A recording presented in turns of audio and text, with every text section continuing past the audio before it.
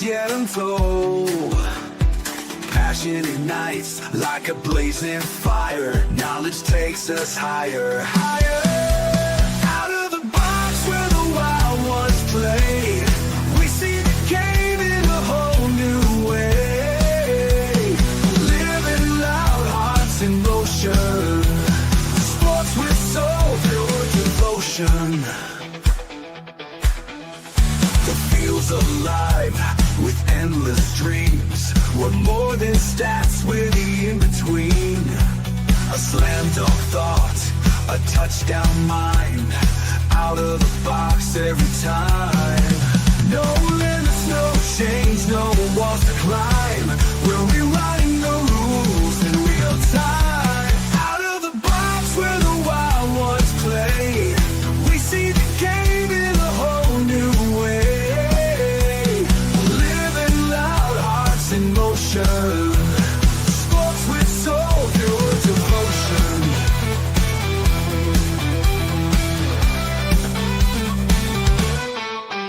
No limits, no chains, no walls to climb. We're rewriting the rules in real time. Out of the box where the wild ones play, we see the game in a whole new way. Living loud, hearts in motion. Sports with soul, pure devotion. Every shot's a story, every cheer's a spark. Under the lights we make our mark. Beyond the scoreboard, beyond the lines. Out of the box, redefining the grind. The grind. Out of the box where the wild ones play, we see the game in a whole new way. Hey, what is going on, everybody? You already know it is Wednesday night. It's Out of the Box Sports Entertainment on Facebook, YouTube, Twitch, Twitter. It is Cowboys Weekly. Once again, my name is Paul Spencer. That is Eddie Prather, my co-host. Eddie, what's going on a Wednesday night, brother? Not much. The weather here in Arizona has been really nice so far this week. So, how about yourself? Oh, I'm freezing, man. It's 56 degrees right now. We just ordered my firewood coming up this Friday night, being delivered. So, getting ready to crank up the fireplace, and watch some football, in this cold weather. But nice to have you having some great weather in Arizona. You know what I mean? But Eddie, let's talk about this, man. Of course, we're going to recap last week, Eddie. Going into this game, Eddie, the big talk was, of course, Micah Parsons comes home. But we didn't see a tribute, which was good. We didn't see that. I didn't think we were going to get one. But Eddie, let's talk about the bad points first. Now let's start to show our positive, Eddie. Let's talk about this Dallas Cowboys offense. Let's talk about that first. Eddie, with two people out, we know TJ Bass was starting. Hoffman was starting. So, Eddie, we thought the offensive line might be like, oh, man, this is going to be a nightmare. But, Eddie, we only gave up one sack the entire game. That's got to be a positive, first and foremost, right? First of all, I didn't think Hoffman being in there was going to be the problem because Hoffman has proven himself. True. I was very concerned going into the game with Tyler Booker being out and TJ Bass being in. Yeah, I mean, the last couple of years when Bass stepped in, it was just like a revolving door. Like, oh man, they're going to pick on TJ Bass all game. But Eddie, one sack. I mean, we knew that Hoffman was okay. He's a guard. He's a center. He can play both positions. That's great. He can fill the spot no matter what goes down. But TJ Bass, man, I'm going to give this kid so much credit for coming in. Really, his second start ever. This kid played a hell of a game, Eddie. He really did. He definitely earned his money. And not a lot, Eddie. Not a lot of money he gets per year, too. I don't even know his salary, but I'll tell you what, it's a penny compared to even the rookie Tyler Booker. But the kid played lights out, even on a couple combo blocks. He even pulled a couple times, which surprised me, given in his first start, really in the last couple of years, having the confidence in him to pull as a guard coming all the way over on the opposite side really showed me something, Eddie. But let's talk about stats here, Eddie, real quick. Let's talk offense first here before we get to the bad part about the Dallas Cowboys, the defense. Ooh. Dak Prescott, Eddie, once again, very accurate, on the run, making dime throws, 31 for 40, 319, no picks, Eddie, and 3 touchdowns. Let's talk about Dak first. What did you see? Uh, he, the one thing I noticed that he's been doing this year that he had done in previous years that he used to use the last previous few years he's always looks for that number one his one receiver and never look around, but he has really worked on that where he read the progressions a lot better this year. Yeah, you're 100% right. I mean, when when CeeDee was in there the last couple of years, our A1 elite receiver still is, of course, still out with the injury, high ankle sprain. But you're right, Eddie. He always looked down the number one receiver. Now he did sort of this week, but you went with the hot guy. 8 out of 11 of George Pickens. You had to, Eddie. He wasn't being double teamed. He was beating he was beating defender. 11 targets, 8 catches, Eddie. 134 yards, 2 TDs. You had to look at him. But Eddie, to your point, you're right. He's looking at other wide receivers, Eddie, 31 completions.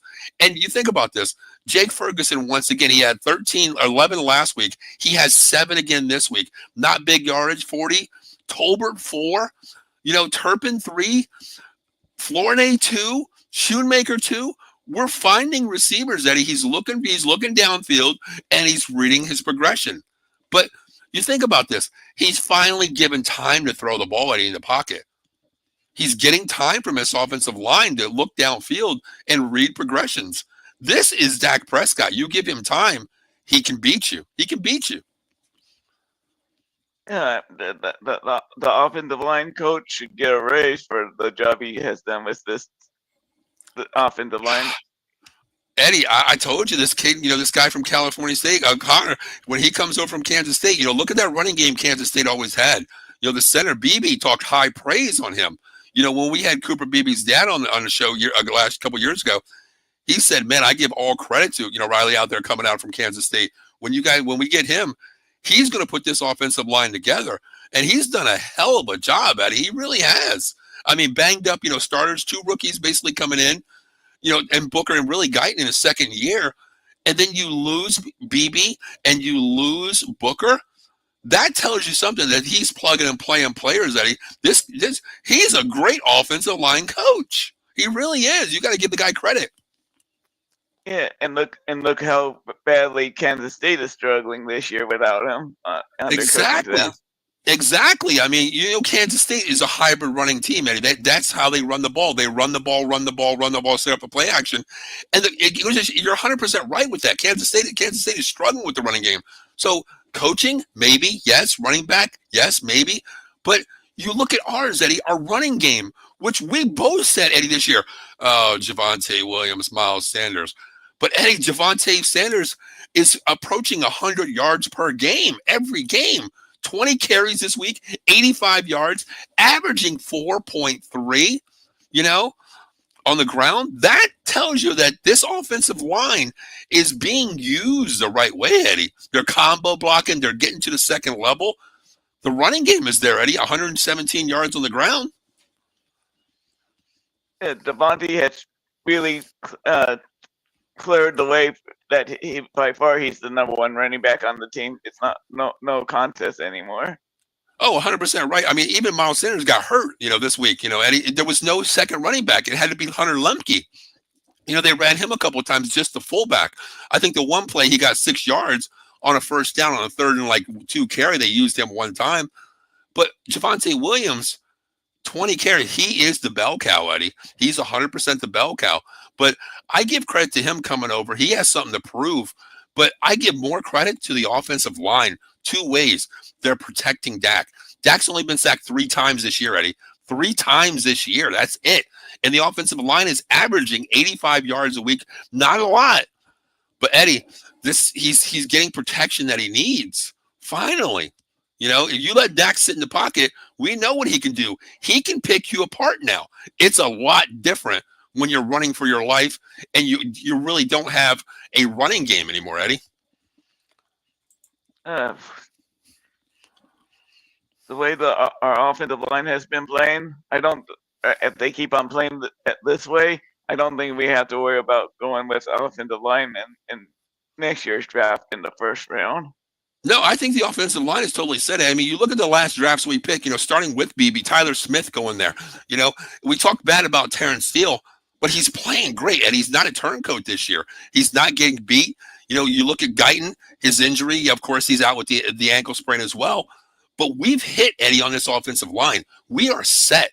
Our oldest guy is Terrence Steele. Maybe in the next year or two, we look at a Terrence Steele option to get someone better than that out on the outside of right end. But Eddie, this offensive line is set. They're young. They're the third youngest in the NFL, Eddie. Tyler Smith in his fourth year, Eddie. We've already locked him up. We've already locked players up. We are built on the offensive line here. The defense side of the ball, which we'll talk about, that's where we need to address. But let's get to a couple comments here. Joe Sullivan saying, "What's up, fellas? Williams looks good." Yeah, real quick, you can check out Joe every Monday night on the Sully Squad. They do a great show out there talking all Philadelphia sports. They're riding high. The Eagles, undefeated again, but season's still young. Barring injuries, I don't want to see injuries on anybody, but just continue playing good. Check out Sully Squad every Monday at 6. Fuji, you can check him out every Monday. He says, "What's good, fellas?" You can check him out every Monday as well on Cole County Entertainment on the Patterson Fanatics. But Joe's 100% right. Williams looks good. Coming into this season, Eddie, we called it two ways here. Javonte Williams could be bad coming, barring his injury from the Denver. Our offensive line could be bad. But, Eddie, we got both. We got 100% Christmas in already right now. The offensive line is great. Javonte Williams is running great. He's a bell cow. The bad fumble, Eddie, the one where he was stripped last week, not last week, but the week before, was a big thing. But, Eddie, he's toting the rock, man. He's helping us out here. I'm surprised. Right now, he looks like a really good bargain right now since he's basically making peanuts.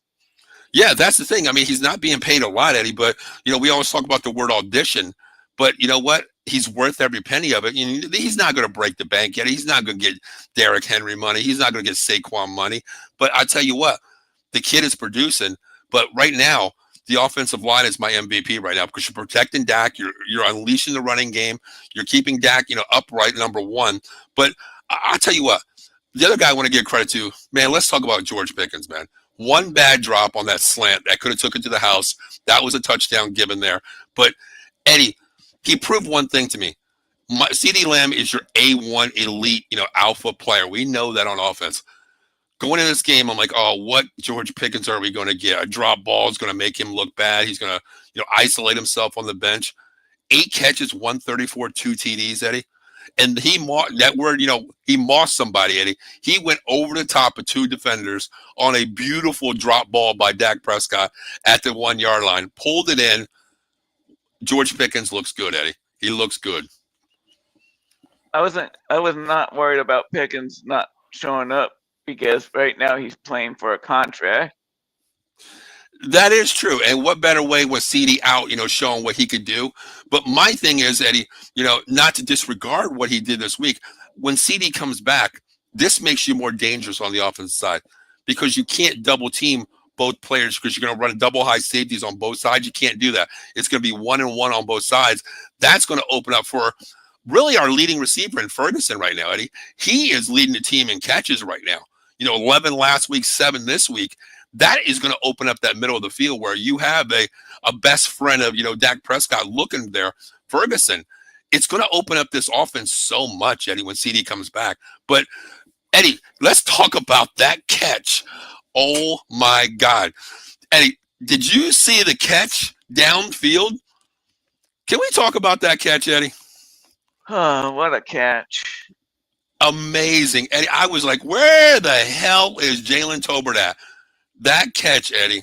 Oh, my God. Talk about toe drag. Amazing. Amazing. Amazing catch.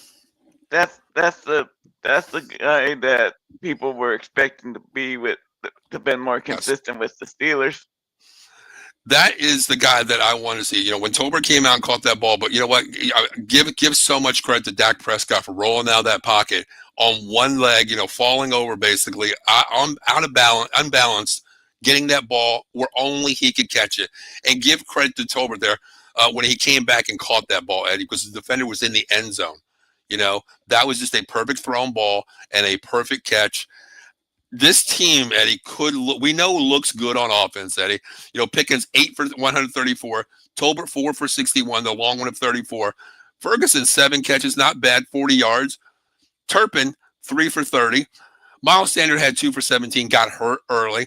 Javonte Williams, even out of the backfield, 3 for 15. Fournier, 2 for 15.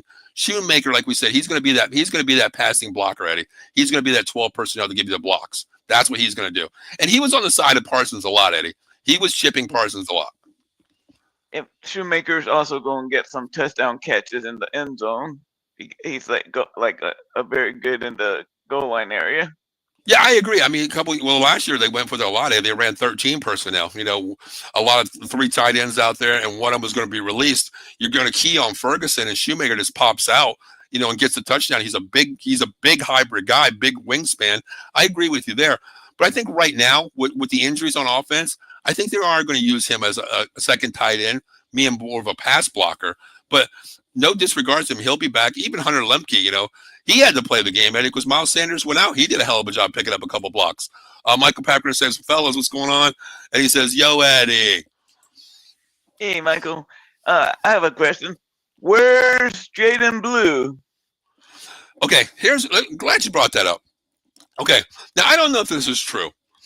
He was supposed to be active for the game. But what I'm hearing, I was listening to a lot of podcasters, a lot of writers. This is what I'm hearing. They're not having him on the active roster because not talent, but what they're saying, Eddie, his IQ and his, what is the word I want to use? Attitude. Thank you. Attitude is not ready for weekly games, Eddie.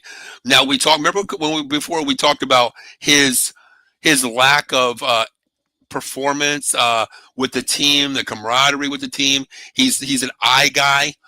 Maybe that's what we're seeing because he was supposed to be active, Eddie. And I think he would have been a great asset this week. He is a speed guy.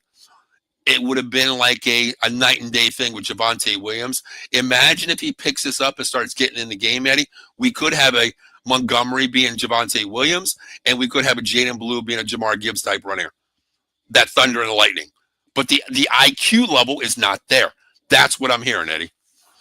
If he's still having an attitude problem, even after being kicked out of practice by Coach Schottenheimer, I think maybe it's time.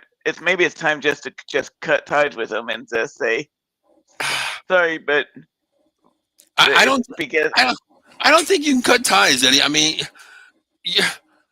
Eddie, he was a high pick. He was a high pick, Eddie. You know what I mean?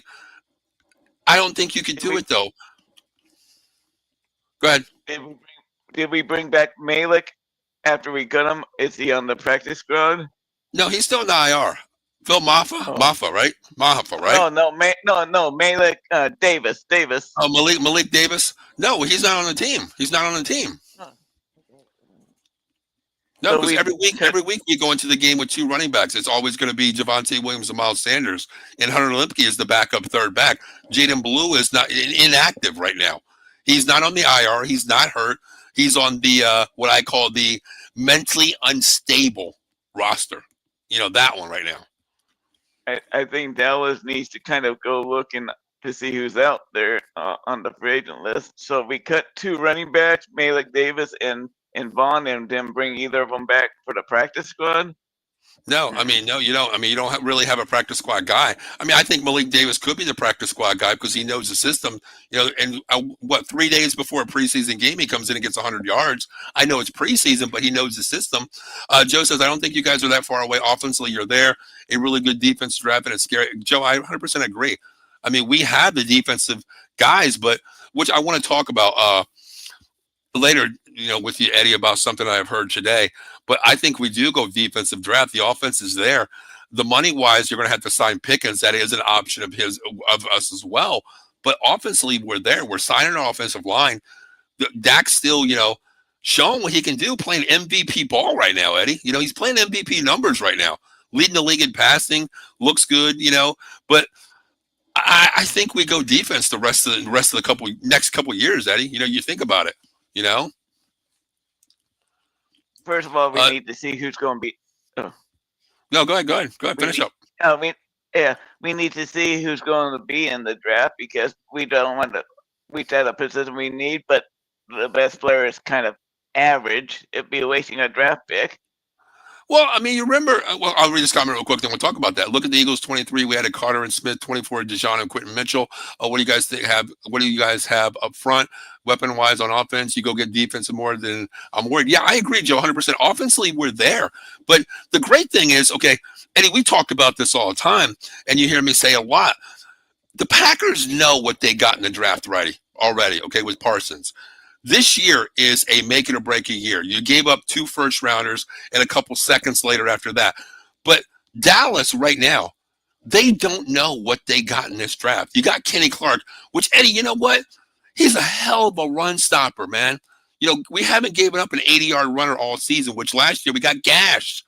You know, our sacks aren't there. But, Eddie, we're keeping teams in the running game. It's our secondary right now. But Green Bay knows what they got in the draft this year with Parsons. You know, the highest paid player, non-quarterback in history. They know what they got. It's this year. They can already give a rating. Us, Eddie, we can't do that right now. We have to wait till next year's draft because that's going to be probably what, a 20 to 25, 26 draft for us both years, most likely. I think honestly, we got the better end of this because Eddie, next year you think about this. Okay, I don't think we're going to be a 8-9 team. I honestly think we're going to be a 10-7 team most likely right now, even though we only have 1 game in the books. That's going to be a 15 to 20 draft pick, Eddie, for us this next year. Okay, but you're going to get a 10 and 25. Eddie, you can find a hell of a player of 10 and 25 on the defense side of the ball for the next 2 years. That's 4 players in the first round for the defense, Eddie. Think about that. We could be scary. The areas that we definitely need to work on the defensive side first is the secondary. That's our major Achilles. Okay, well, you know what? Let's jump to the defense. First, I want to talk about the Green Bay Packers real quick, Eddie. I want to talk about some of their stats real quick. Jordan Love, man, look, no pressure, 1 sack on 31 for 43, 325, 3 TDs. Josh Jacobs, I mean, they had 164 on the ground, Eddie, but it was a combo. Okay, Jacobs had 22 carries for 86, 2 TDs there. Emmanuel Wilson had 8 carries for 44. He was a speedster. Love had 3 for 28 getting out of the pocket. Golden had 1 for 5 on a sweep.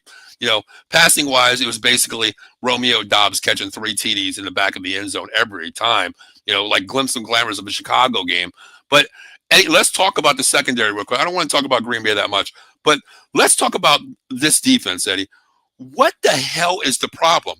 Is it Jerome Bland got beat? Okay, he's coming back over injury, Eddie. I get that. He's not 100% coming off injuries. I get that point. But Diggs, the best thing happened to him this week was Schottenheimer. I love. Credit to Schottenheimer 100% for benching Trevon Diggs in the beginning. I love that. Make a statement to your highest paid defensive back. You're not good enough right now. You're getting beat. I'm bringing in Stewart and I'm bringing in Elam to take your spot. Eddie, I love that move. Set the tone, number one. I loved it. The first move we need to do during all season is to cut ties with Diggs. You're going to lose. I think I looked at it earlier today. I think it's going to be a $14 million hit, Eddie. But who wants him though? You cut him, okay, that's fine. You get rid of him. You bite the cap money there. That's $14 million because he's owed that on his books next year. But you're right. Do you think Siobhan Revell can take his spot coming off the IR, which is coming back in 2 weeks, coming off an ACL? He's a third-round pick, Eddie. Third-round pick. We drafted him. Who knows? But we can always draft a defensive back in the draft. That's what I'm thinking. I mean, Donovan Wilson, man, he's lost out there. And I tell you what, he didn't play a lot of safety. He moved up in the box this week, you know, coming up the box. I think he's a better linebacker than he is a safety. You know, to me, if we can go out and get us, here's my thing, Eddie. If Siobhan Revell comes back healthy, ready to go, and he can play corner, I was actually thinking about this. Let me hear your thought. Why don't you move Diggs back to safety? Why not? I have mentioned that to you before. You did. He has the size. He has the size to be. He has the size to be a safety, as he's a physical defensive back. So he's a bigger guy. I think it would make sense because ever since that injury to his ankle and, you know, the new injury, the lingering injury, he's fallen. He can't keep up with the wide receivers. He gets beat. Safety, you're moving forward. You're not backpedaling. I think it would be a better option to put Diggs at safety. But then again, that all comes with Siobhan Revell coming back off IR and playing corner.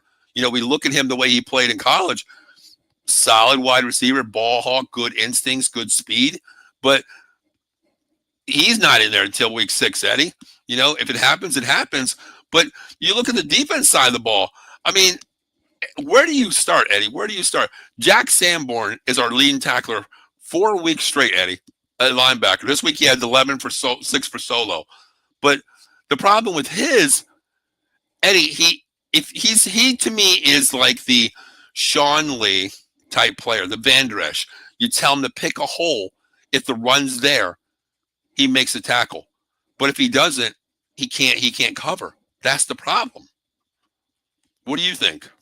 Yeah, that's what the major difference between Sanborn and those between him and Sean Lee and Van Der Esch. Both of those linebackers, especially Van Der Esch, were good cover guys as linebackers. Yeah, Sean Lee was the cover guy. Van Der Esch was, later in his career, got a lot, lost his speed, run stopper. But you're right. I mean, Sanborn is not the cover guy. That's why I can't wait. Here's my dilemma. Overshawn is projected, ahead of schedule. He should be back week 5 or 6. He's not going to be back this week, of course, week 5. But he'll be back week 6, hopefully, is what they're saying. Who do you take out, Eddie? Deron Bland's playing good. I mean, I'm sorry, Deron Bland. Damon Clark's playing great at linebacker right now. You have Kenneth Murray, Jack Sanborn.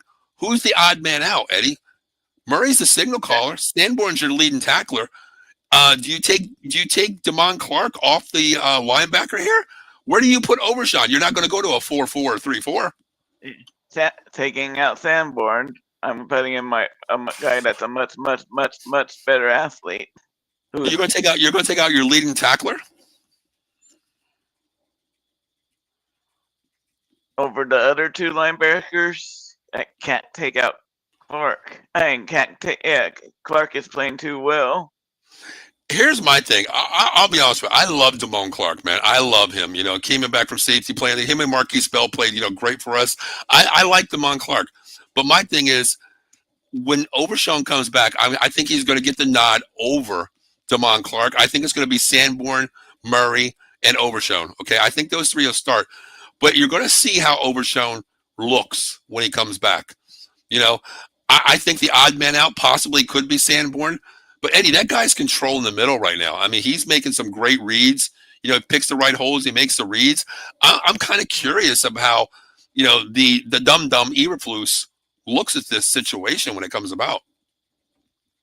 You have said this about Sanborn before, that you have to tell him where to go. If something happens, he gets lost pretty easily. Yeah, I mean, he does. But, that's what your other linebackers, man. That they can compensate for that. Kenneth Murray's playing great as well. 8 tackles. He's right behind, Sanborn. 8 tackles, 4 solo. But he's playing good. But when you have 2 other linebackers to compensate your defaults, you're going to be okay. That's the thing. Evan says Diggs has been getting burned all year. Burn's an understatement. Burn is an understatement. I mean, my guy is like straight up, Kingsford charcoal right now. That's how he's getting burnt. Bad. And it makes it worse when you have bad safety play. It makes you even look bad. I mean, worse, Eddie, Like I want to see when Bill gets to see what he looks like. If he looks pretty decent, then it'd be time to experiment with Diggs at safety, because like Wilson is done. Wilson, if Diggs can be moved to safety, we can cut Donovan Wilson, because like you said, he's been lost all year. I mean, I think it would be a lot better. I mean, okay, Malik Hooker's not the fastest corner safety in the NFL, but he's a veteran. He knows right from wrong, even though he's made stupid mistakes. We've seen his stupid mistakes. But I think if Von Rebel comes back healthy and he can play corner, I don't think it's a bad option to move Diggs back to safety with Malik Hooker. You could have 2 deep, a 2 deep safety back there. And I think it would be good. You got 2 guys that can, read defenses, catch the ball, and more. This is where you're going to have a backpedaling like Siobhan Rebel. You're going to have a good backpedaler in DeBron Bland that can stay with wide receivers. And you can see Diggs undercutting a lot of balls. High, long balls. I think he could undercut a lot of balls and play the ball hawk. You take chances. And I think being a safety like Diggs, those chances might come into handy, Eddie. You think about that. I'd rather see a ball hawking safety than a ball hawking cornerback. Exactly. I mean, you can take chances as safety if you have two good DBs. Right now we don't because the safety has to play on top of Diggs, and our safeties aren't the greatest because you have Donovan Wilson back there. It's bad when you have two guys that can't read balls. Let Wilson be the extra linebacker coming on a blitz. If you want to go, one single high safety, let Donovan Wilson come down in the box where he belongs. To me, I've always said this, Eddie. He is the Roy Williams we had back in the day. Can't stick you, but he can bring the stick and he can bring the wood to you. That's Donovan Wilson to me. Yeah, a guy that was born too small to be a full-time linebacker. Like Roy Williams, if Roy Williams had another 15, 20 pounds, he would have been a linebacker, not a safety. Agree. I do want to talk about two people. Eddie, we've been saying this for the longest time. And after seeing this game, I'm going to tell you what. A couple people that really surprised me. Finally, we see our guy out of BC, Donovan Rakazu, finally playing some ball. Okay? He is fast off the edge. Okay? Still not the greatest run stopper. But when you have linebackers that can cover at the line of scrimmage, it helps him out. Donovan has got some speed, man, and he's finally showing it. And the other guy, Eddie, oh my God, Eddie, we've been talking about this guy since preseason. Let's talk about how fast James Houston is off the edge. He needs to be the starter over Sam Williams. He needs to be the defensive end. Sam Williams, you're fired. Eddie, if I was, Eberflus, I'm saying it right now. Hey, Houston, you're getting the nod this week. Eddie, the one play where he came off the edge, he caused that fumble, Eddie. He caused it. He is fast. The sack he had, he's fast. And what I heard him saying in his conference, not to one of the writers, he said, I've been overlooked. I've been passed up. I have a lot to prove. I want to prove that I belong in the NFL. Eddie, we've seen preseason. I know it's preseason. But every play that he's made, Eddie, going back to the Bears game, he had a sack. This week, he gets a sack. Eddie, the kid doesn't get time. But, Eddie, I want to see more point PT for Sam Houston, man. I'm telling you, or James Houston. I want to see more time off the edge for him, man. I do. I want to see it. He deserves it. I think if Houston plays like he did against the Packers, he will get his playing time. And I think, I'm glad that Donovan showed that he is an MIA. That's because that's what we thought he was. I was about to put his face on a milk carton. And here's the thing, okay? You talk about the guys in front of him, Eddie. Okay, we know Sam Williams, okay? He's been injured. We get that. But you show good 1 week, but you got to continue it, man. When you got a guy in a third rotation playing better than you and James Houston, number one. So I give the nod to Houston. But let's talk about this other guy, Eddie. Marquise Nealon. He's MIA right now, too. One tackle the entire game. And then Houston comes in and plays four downs, gets a sack and a tackle. Come on. Where's our draft pick? Sam Smith, high price draft pick back in the day with us 4 years ago. Marshawn Nealon, our second round pick, Eddie. What is this with this defensive here, the defensive end there, when you have a non-drafted guy like James Houston come in and play, Eddie? You got to give the nod to James Houston. We got suckered in by Nealon's good game against the Eagles. Yeah, that's what it is. I mean, it's week one. Okay, Nishan played. Marcus Nealon played great. Marshawn Nealon played great. Okay, we got suckered. You're right. But let's look at the overall 1, 2, 3, 4 games. James Houston has outplayed both these defensive ends, and I want to say a tenth of the playing time. Eddie has gotten more tackles than both of them combined. Honestly, But I want to give something out, Eddie, real quick. Man, I'm a Notre Dame fan, Eddie. We got high IQs at Notre Dame.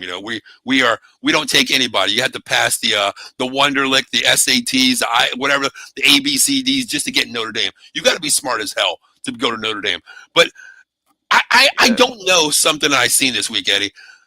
My God, man, Maurice Luafau, what an idiot play you made 4 seconds after the ball, you come in full speed and knock the guy out.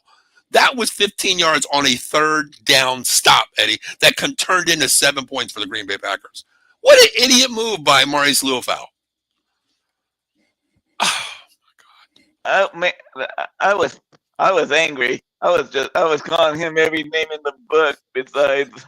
Yeah, I think I even said, Eddie, it was kind of funny. I even said this. I remember saying something. I said, you know what?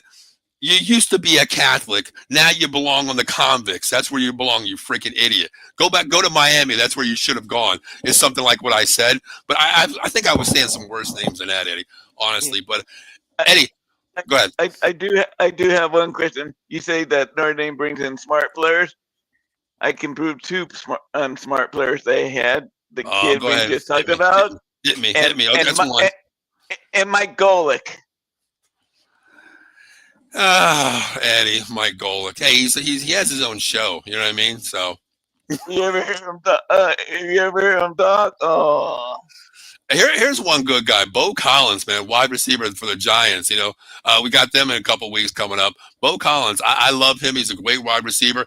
You know, he came over as a transfer for Notre Dame, played great. I think he should be. I think he's going to be the guy to take Malik Neighbors' spot for the Giants since he's out all year.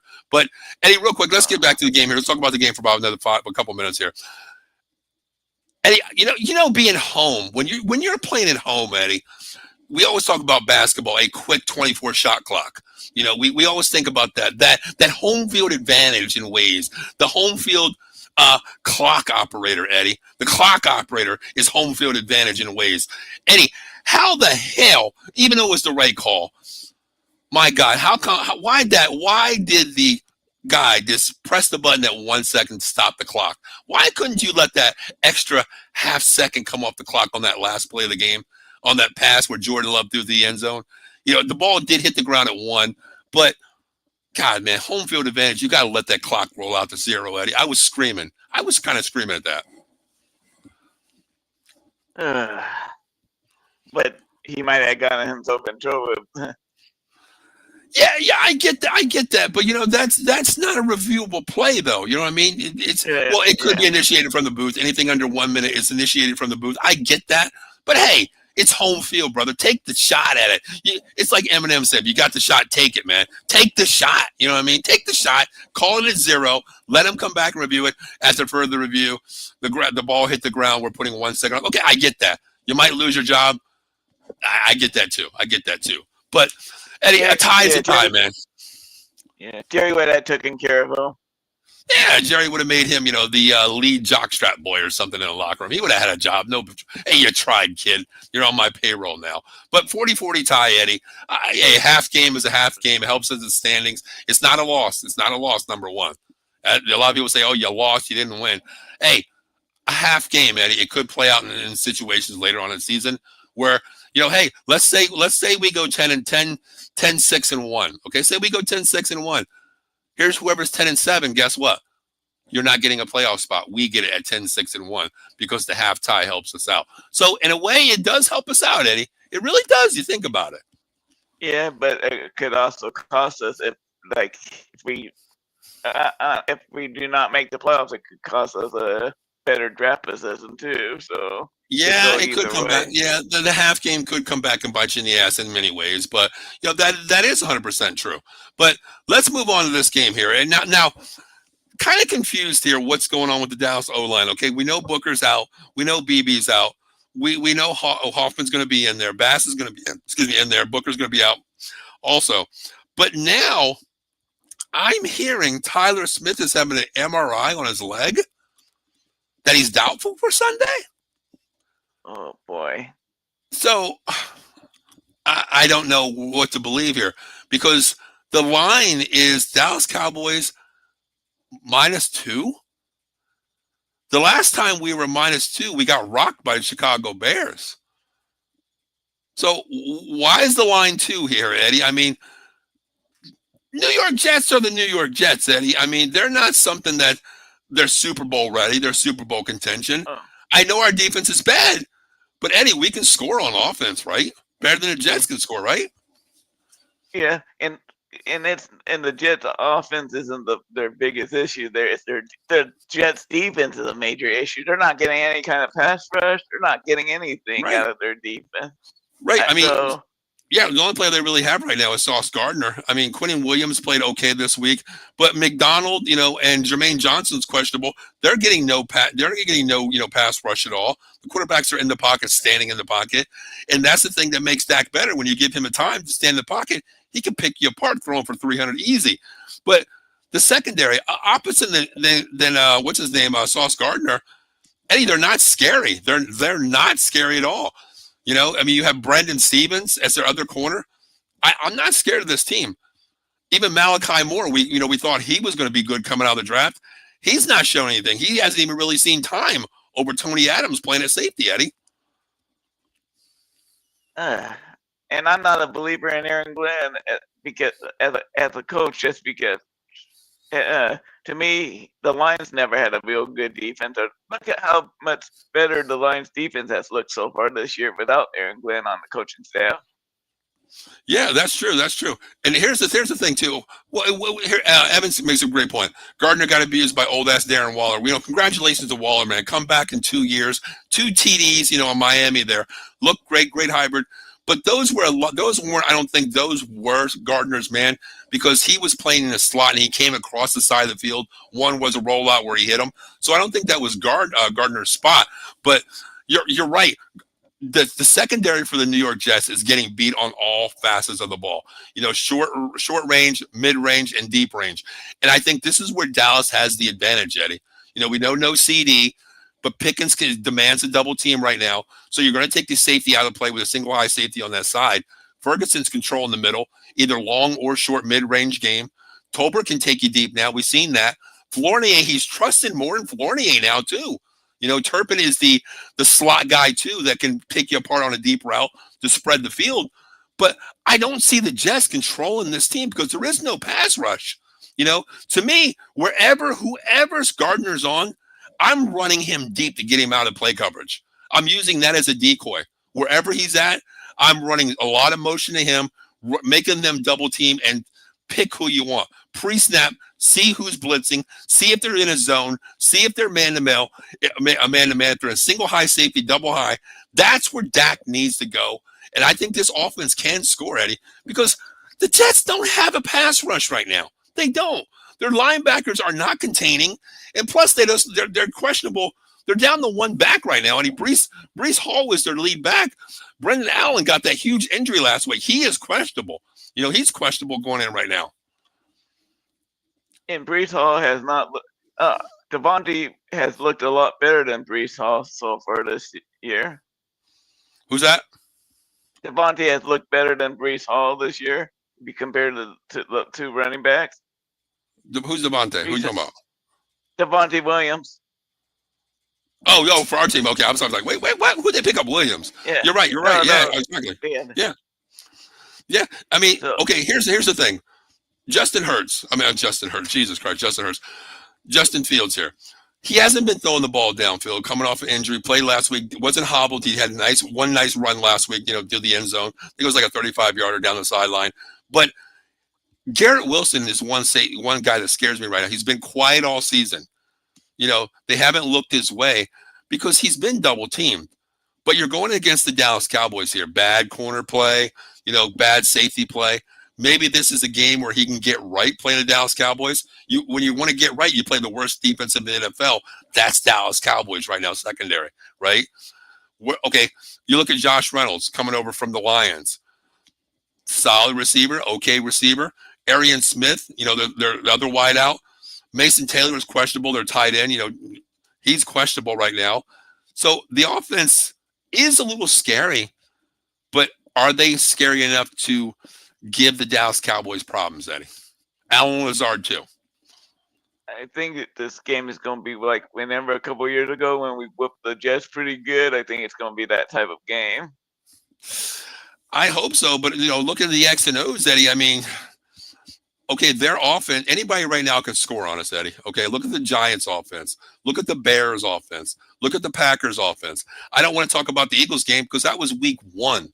That was feeling out each other's, What? Not even your best punches. That is, how do we start the game? How do we end the game? How do we look? I don't even want to project that game, but you look at games 2, 3, and 4.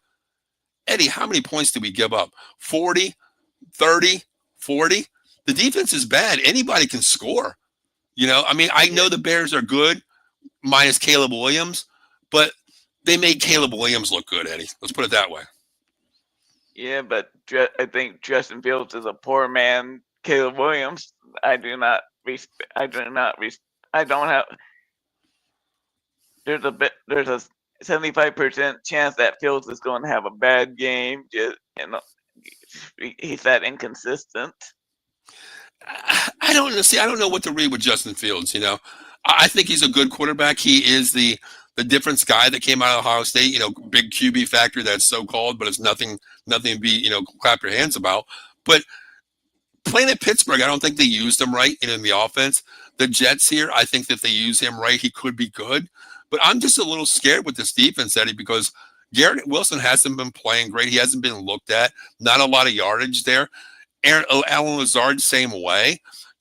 I think that they find the downfield receivers here, they could give the Dallas, Cowboys fits on defense. But you look at their defense versus our offense, which has the better speculation.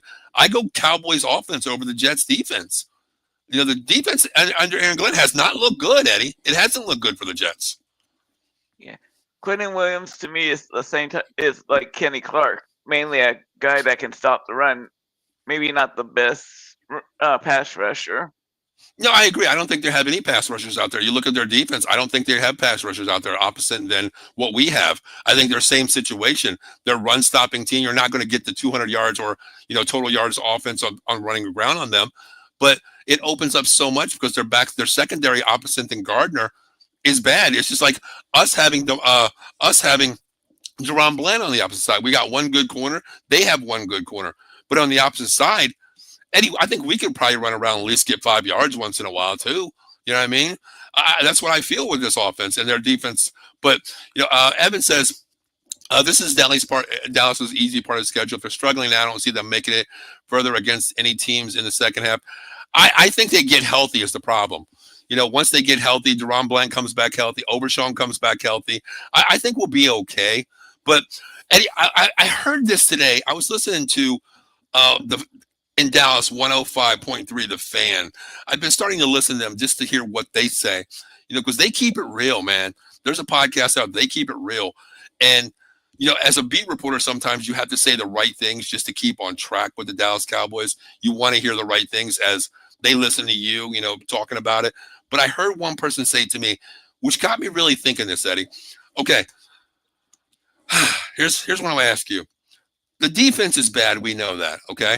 But is Eberflus that bad, or is the Dallas Cowboys don't fit the scheme that Eberflus wants?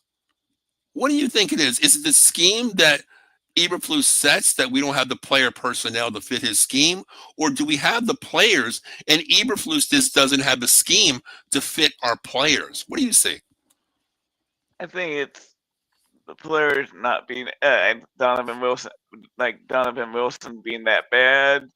I think Diggs is more of a safety now, more than a cornerback, because he has lost a step and a half at least since his injuries.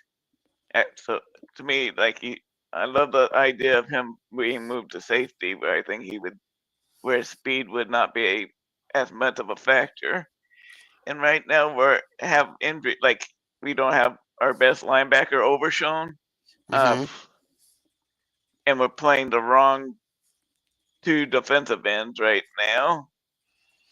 So do you think it's just Eberflus not reading the player personnel what we have right now? Because Eddie, all around this league, you see injuries, from top to bottom on teams, man. But coaches make adjustments. We don't make the proper adjustments, The only thing that I've seen so far was Schottenheimer's decision to say, Diggs, you're not starting this week. You're coming off the bench. That sets a mojo and a feeling in the locker room like, well, damn, I'm making $25 million a year. I should be starting, right? No, you're getting burnt. You're not going to start. We're going to bring in Elam, who's not as getting burnt, but not as much as you. We're going to let him start. We're going to let, Greedy Stewart, we're going to let him play this week. That's something I want to see. But, My thing is you got to make personnel changes to fit your scheme. If one player, if your linebackers and your corners don't communicate to your safeties don't communicate to your front seven, there's an issue there, Eddie. But then I heard the word. This word gets me. Accountability, Eddie. Accountability. Do you hold the players accountable for what you practice versus game? Or do you not do this in practice where accountability is stressed? What do you see? Because right now, there is no accountability on this team, Eddie. The only accountability I've seen is really our front seven, the run stop, and the linebackers making more of the tackles, 90% of the tackles on the team. There's no I think accountability right now. yeah, I think Coach Schottenheimer did show that there's accountability when he bent Diggs. I get that, but you're benching one person, but Eberflus needs to take that a step further. Okay, I'm going to make adjustments here. Eddie, why isn't Marquise Bell playing safety? He's a true safety. He can play linebacker. You can bring him up when you know it's going to be 3rd and 1, and you have one wide receiver. You can bring him in the box. Eddie, 2 years ago, he was our leading tackler playing linebacker at 190 pounds. The kid can hit. He can cover. His natural position is safety. Why not put Marquise Bell at safety over Donovan Wilson? He played linebacker, Eddie. He's a hitter. He's a hawk. He's a cover guy. Why not put him at safety? Why? What does Eberflus see in Wilson? What does he say? I I I told you I kept saying that was probably the worst hire on the coaching staff, bringing in Eberflus. To me, he never showed the Bears defense never showed much of anything with him as their coach. And I looked at it that way too, Eddie. I'm like, oh, this son of a bitch is so dumb playing from Chicago. When you have what's his name, Stevens, making that bonehead play, celebrating, waving to the crowd, not getting back, not batting the ball down. Fundamental number one: safeties bat the ball down on an end zone drop. You don't want to catch it. You don't want to pump it up. You want to bat the ball down. Number one. That's key fundamentals. 6-5-6-year-olds know how to do that. My 11, 13-year-old team, if it's an end zone pass, Hail Mary, smack the ball down. If you want an interception, mom gives you $5 for interception, I'll give you 10. Bat the damn ball down. We don't do stupid shit like that. But my thing is, I said in the beginning, okay, Eberflus is a defensive guy. Maybe he had too much on his plate, Eddie. You look at coaches that are head coaches, they're not head coaches, man. They're DCs. They're DCs for a reason.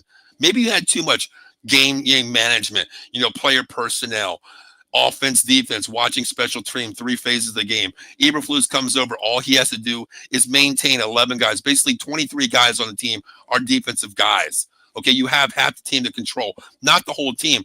But Eddie, he can't even get the damn defense right now. We are the worst in the league passing right now. I think we give up 278 yards passing per game.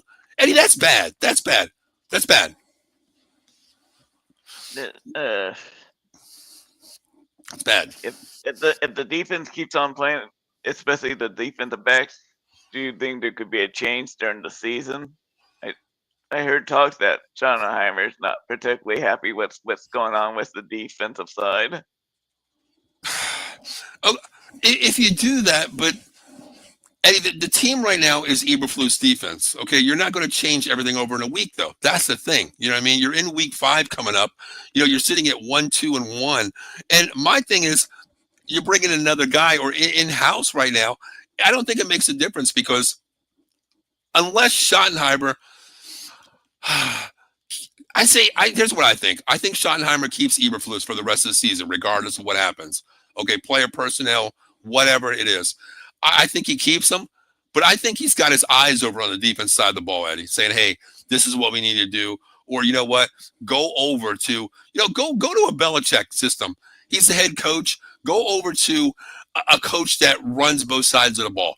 Go into the film room, sit with the secondary. Hey, don't. Hey, I'm just here to watch today. Go ahead and run the show, Eberflus. Talk to him. Well, this is what we're going to run. Nope. We're going to run this. This is what's going to be better. Eberflus is the defensive DC. I get that, but Schottenheimer needs to go in that room and put the hammer down, just like he benched Diggs this week. He needs to go in there, set the tempo, and say, no, we need to make changes to the ball. Okay, CeeDee Lamb goes out. We still put up 40, Eddie. We still put up 40.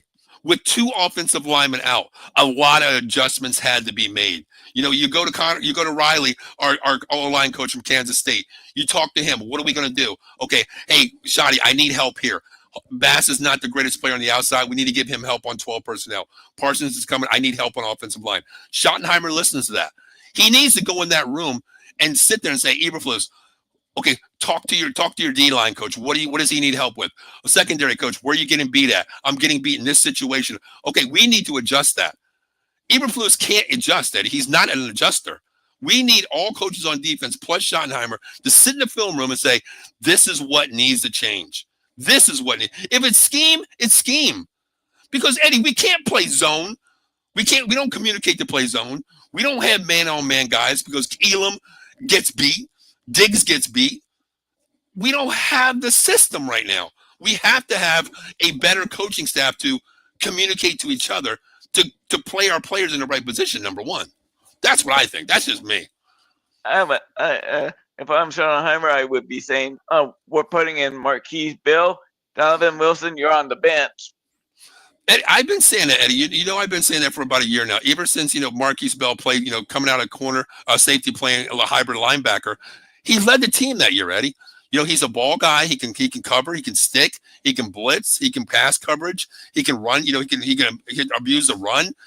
He's a ball hawk. Why not put a guy like that? Eddie, here's the thing.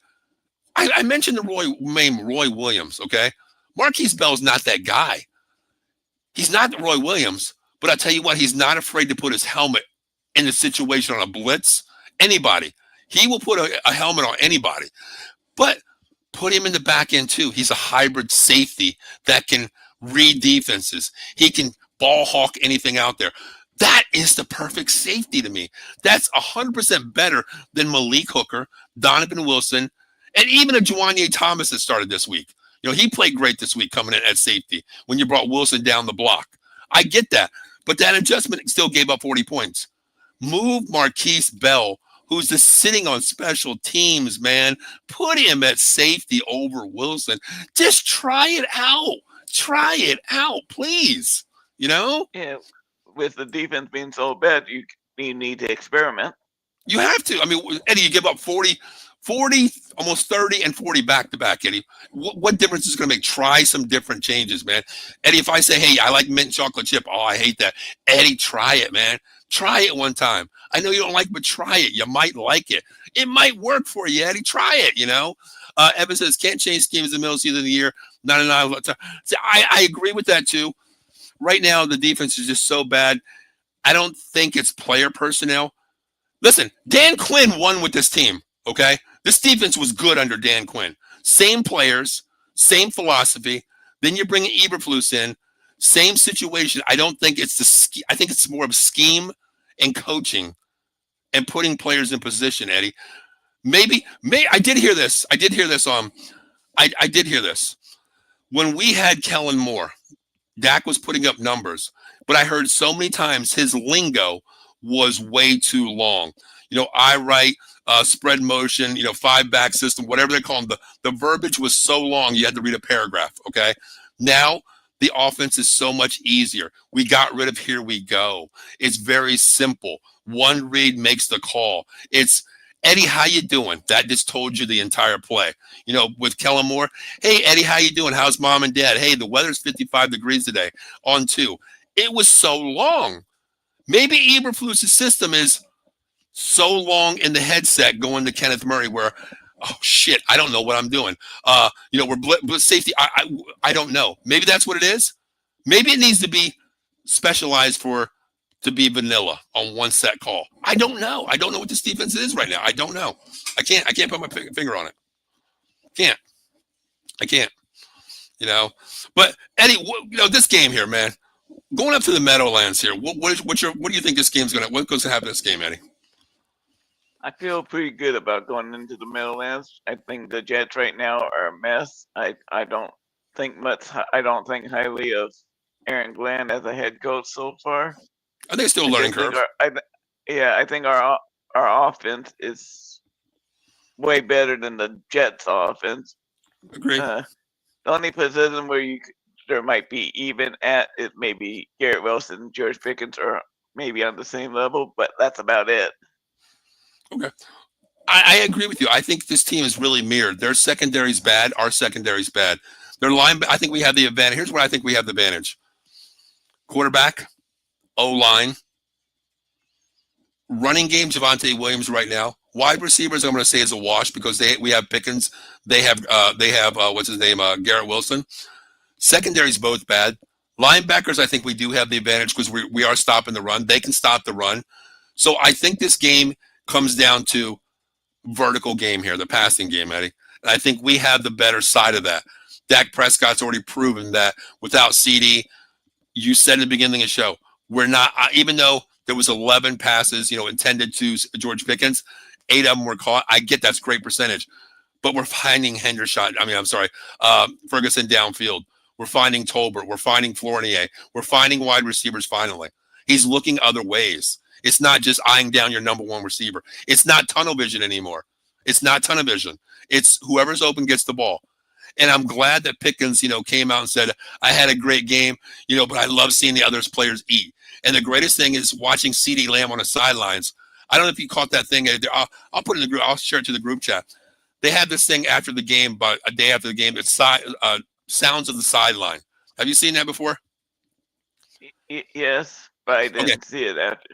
Watch this week's because during that play, they had, the boom mic over CeeDee Lamb, and he was hiding behind one of the players. I couldn't remember who it was. When that ball was thrown, you could hear CeeDee like, he's catching it. He was like the cheerleader of the team. He was so happy for George Pickens, man. And that's what I like to see. It's not I anymore.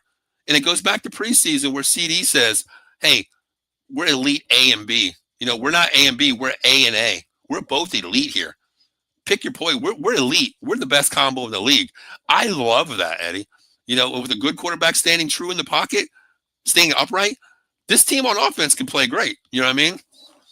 Yeah, CeeDee Lamb, personality-wise, reminds me of Larry Fitzgerald, two receivers that are not divas, that they're both. We've seen so many receivers that are me.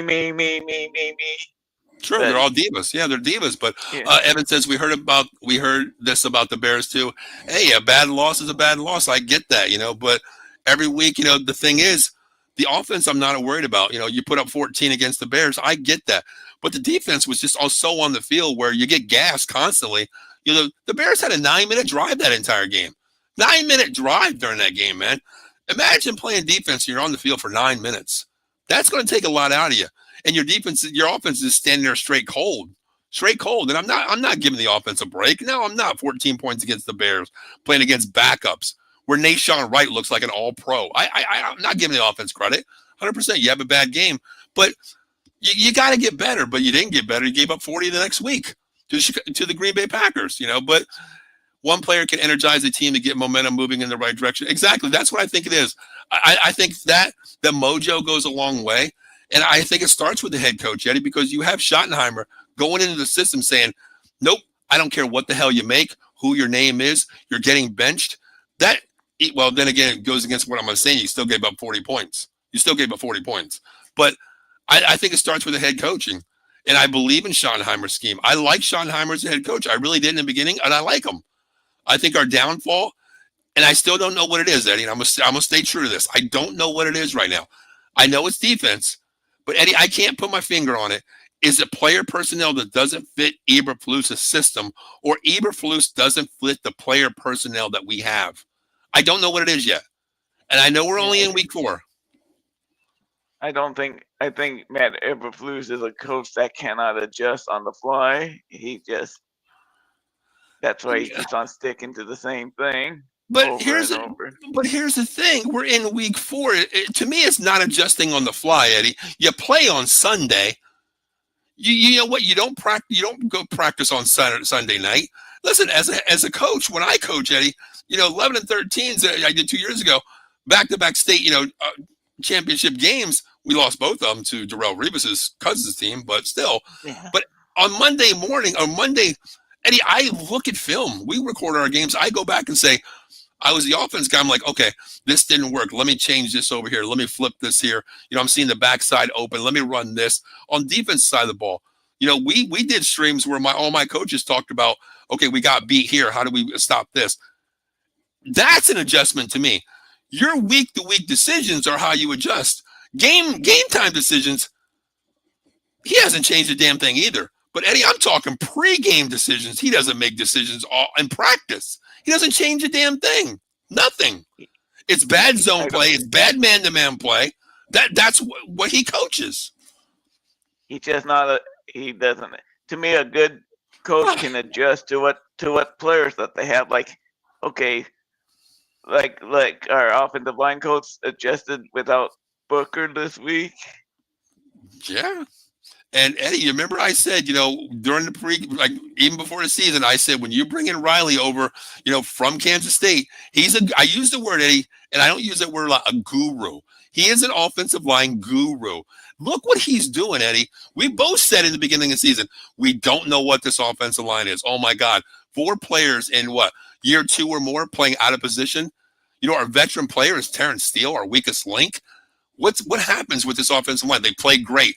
Eagles, Bears, Packers. They're playing great, the offensive line. Then you lose BB and you lose Booker back to back. Oh, God, this is going to be bad. Eddie, we still play great on the offensive side of the ball, on the offensive line. You got to give him. He's making adjustments. You lose 2 star players on the offensive line, and you still play great on the offense. 1 sack against the Packers defense, a solid front 7. 1 sack, he's making the adjustments. Why can't Eberflus build a star-studded defense with the players we have that Dan Quinn has coached? That was a top 3 defense, 3 out of the 4 years? Why? I don't get it. It's Eberflus, I think. That's what I think it is. I really do now. You know what? It made my mind up. Screw it. It's Eberflus. It's not the players. It's Eberflus. Screw it. It's Eberflus. Got it. Eddie, what's the final score of this game? I shall say the Cowboys 34, the Jets 13. 34-13. Wow. 34. Caleb Williams, can we agree that I know I bash Caleb Williams, but he's definitely more talented, has more talent than Justin Fields does. And I think Odunze is a much better receiver right now than Garrett Wilson is. And DJ Moore, we know how good DJ Moore is when Caleb actually looks for him. Okay. DJ Moore is better than the rest of the Jet receiver core put together. Okay, you know what? I will give you that. I bash Caleb Williams too. We talk about college. We do the college football show on Friday nights, College Football Frenzy. We talk about college players, and we talked about Caleb Williams. I give you that. They do have better wide receivers. And you didn't even mention Luther Burden. You know what I mean? They have They had the better wide receivers, Chicago Bears. You put them up against Garrett Wilson, Josh Reynolds, Lazard, Arian Smith. I give 100% Chicago Bears. Okay, they're more star-studded on offense.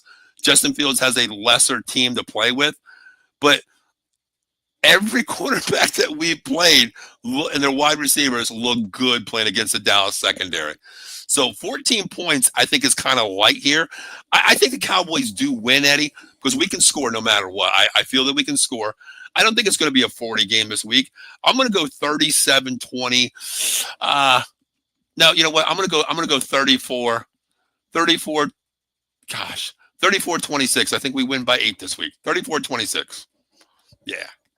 I think the reason I don't think we're going to put up 40 is I think we're going to run. I think it's going to be a little more of a run the ball type of game with Devontae against the Jets defense. I hope so. I mean, Jermaine Johnson's questionable right now. Quentin Williams, I think. Well, here's the thing: you run toward Micah Parsons last week, and he did pretty good against it. I think we do run it. I think we go against their better front 7. I don't say better, but they're better part of the team. The front 7 is the best part of their team. You run at them because when you bring the extra guy in the box to stop Javonte Williams, I think that opens up so much more for Dak Prescott. I don't think Dak gets time. I don't think he gets. He might get sacked one time here on a charity sack or something, a pressure sack. What I call more of a coverage sack, where the defensive backs play good ball and it's a press coverage and you don't have time to get it. I think there might be a sack here, but I think Dak has another good game. I'm going to feel that Javonte Williams gets in the end zone once, at least this game. I'm going to say probably over 100 yards this week. You know what I mean? But what I'm curious to see, Miles Sanders is questionable. Does Jaden Blue get in the game this week? I mean, is his IQ level ready? Is he game IQ ready yet? This is the week. If this is the week, I think we can have a good guess on what Devon Blue's time in the Dallas will be. If he isn't activated this week, and with Sanders being hurt and stuff, that Jaden Blue time in Dallas is basically on life support. Yeah, I think him and Mozzie Smith might be hitting the road maybe next season. You know what I mean? But I want to see Jaden Blue get in the game this week because I think the Jets defense, you can stretch the field on this team, and they're light outside the tackle box. You get outside the tackle box. Javonte Williams is a hitter, but he's a north-south runner, Eddie. You get him between tackles, he can run the ball. You get Jaden Blue on a stretch play or a toss, I think he could burn this Jets defense. So, man, get the IQ level right, man. Get out there, and get it out right this week. So, let's see. We got let me see. Dallas Cowboys, let's go. I can't bring you on the stream right now. I didn't send the invite out to anybody. This is not like TikTok or anything. But send me. My name is Paul Spencer. Look me up. Friend request me or whatever, and we'll get you on next week. We'll talk about because we do a Sunday pre and post game as well. So thanks for tuning in. But I will reach out to me and I'll get you on there, man. Appreciate you checking in, guys. Danny Cowboys, let's go. Appreciate you, man. But definitely send me an invite. Or a friend request, and we'll get you on there for next week. But all right, Eddie, you got the Cowboys winning here. Eddie, what's the final thoughts this week, man? What's the final thoughts? Anything you want to say? Doesn't even have to be Cowboys related. Talk to me on some final thoughts, Eddie. Come on, Yankees, beat those Red Sox. Come on, Phillies. You're the lesser of the evils that are in the National. Okay, the Brewers.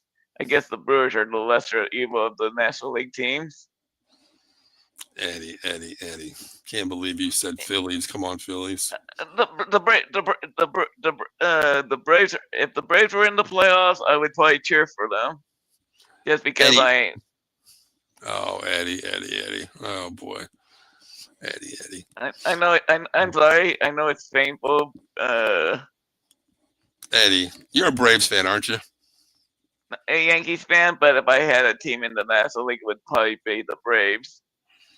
Well, me being a Braves fan, I can never say go Phillies, man. I can't say that. So go Dodgers. How's that? The Yankee fan, I hate the Dodgers with a passion. Hey, my favorite player for the Dodgers, man. My favorite player is for the Dodgers.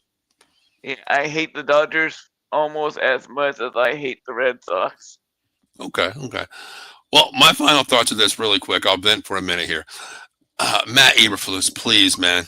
Please make some proper adjustments for this week here.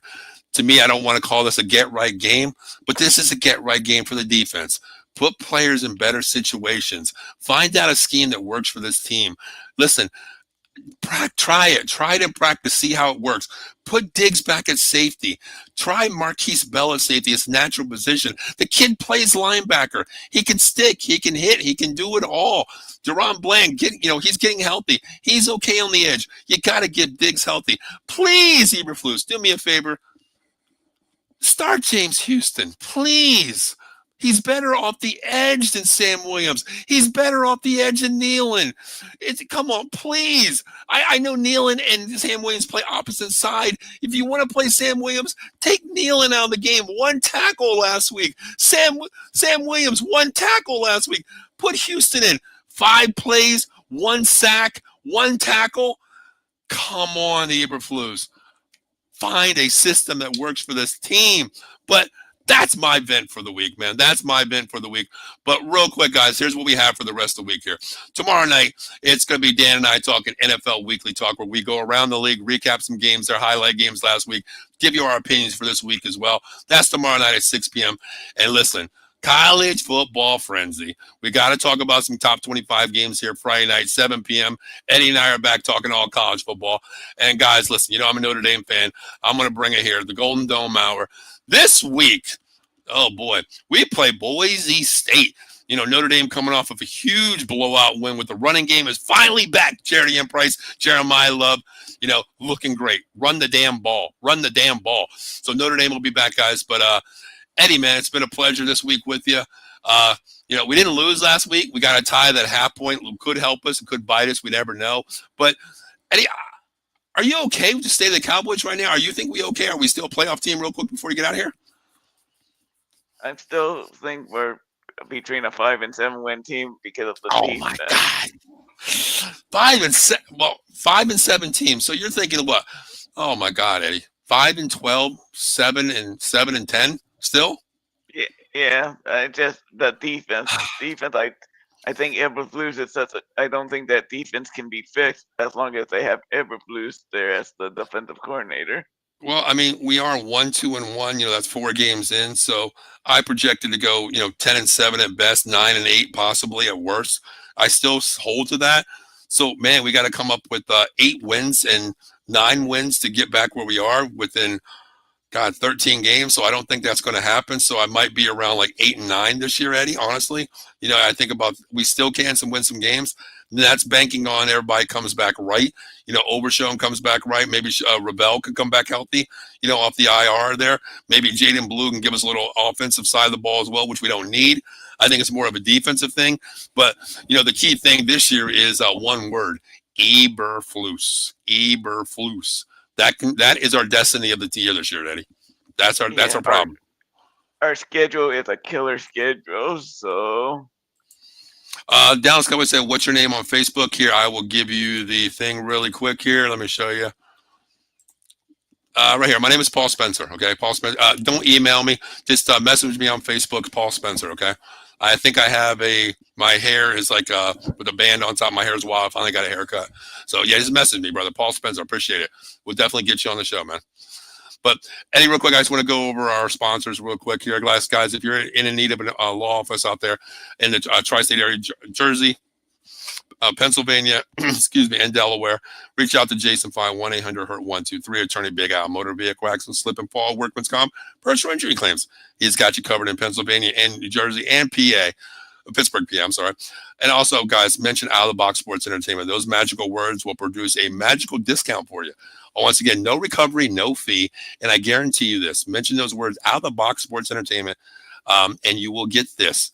Unheard of, 33 1/3% guarantee rate, no recovery, no fee. Hell, he's a boss of mine. I've known him for over 35 years. I worked with him for over 20 years. I still do work with him on time once in a while when he needs help. So make sure you reach out to Jason Fine, 1-800-123. And also tomorrow night, you're going to see Thursday Night Football. I'm going to be doing a pregame show. I didn't do the overlay for it. So I'll be talking about that about 7 o'clock tomorrow night for that game tomorrow night, as well as the College Football Frenzy show on Friday. So, Eddie, man, you ready to get out of here, man? Yep. All right. My name is Paul Spencer. That is Eddie. And you've been watching Cowboys Weekly on the Box Sports Entertainment, Facebook, YouTube, Twitch, Twitter. Like, share, subscribe, follow, and everything out there on all our social medias. Until then, we'll see you next week, 9:30, Cowboys Weekly. Have a great week, everyone.